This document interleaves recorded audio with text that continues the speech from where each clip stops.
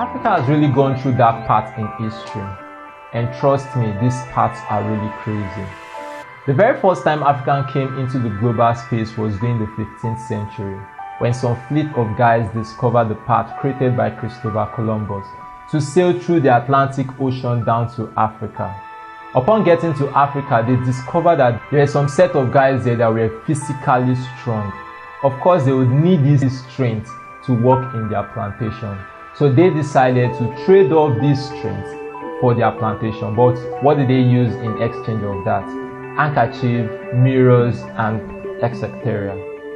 So they took these Africans down to their country or down to the diaspora to work on their plantation. And this trade lasted for over 500 years. That was really crazy. However, in the blink of that, some set of guys came up to fight for the emancipation of Africans' freedom. The likes of Martin Luther King Jr., Rosa Parks, and many more. Good 18, within a short period of time, they were able to secure Africans' freedom. But it didn't end there.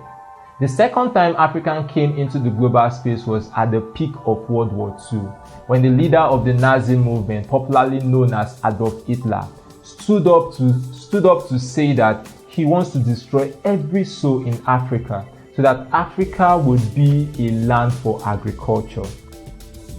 Within this period, some set of guys stood up again to fight against that.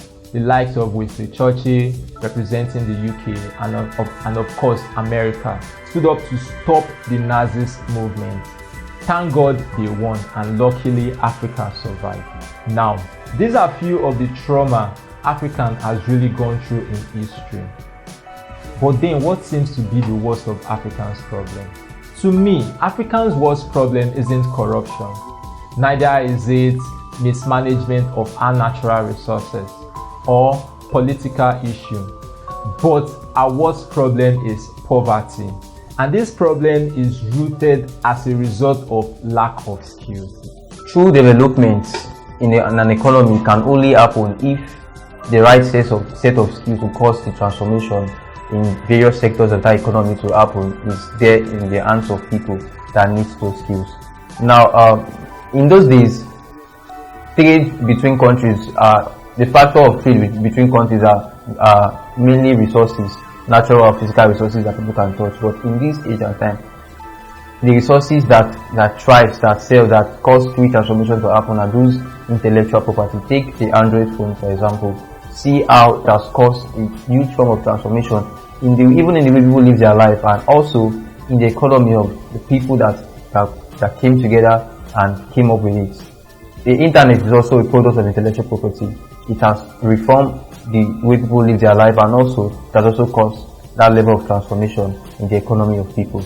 Now, Skill Hub is a product of intellectual property that creates that connection between skillful people and unskillful people, in a sense making skillful people visible and making people that desire to be skillful, that needs and also needs the required skill to cause transformation in their lives and also in the economy, to meet with those people that can give them the skill. Now, this is from evidence. This is what Africa really needs to cause the disease that is suffering from, which is poverty and some other things that are outlined to solve the problem of Africa. So how do I see the bigger picture of Skill Hub in solving Africa's problem? I believe if Africa had developed a civilization to a maximum level, she wouldn't have been dealt a hard hand during the transatlantic slave trade.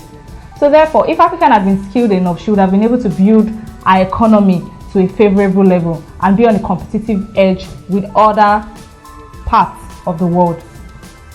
What Skill Hub is doing is giving Africans, connecting Africans to the right skill set that they can change for value. So as an African, as a young African, or as an African person, you get to learn a particular skill, be best at it, and trade that skill for a certain income, removing Africa from the path of poverty, which is gradually leading her back to the slave trade era. It might not necessarily be the transatlantic slave trade, but what we see in this generation is now neocolonialism.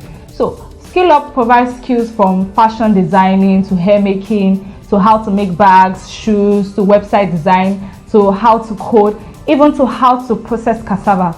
As a person, I go by the mantra that only Africans can develop Africa. So therefore, if Africa is skilled enough, she will be able to build her economy to a right path.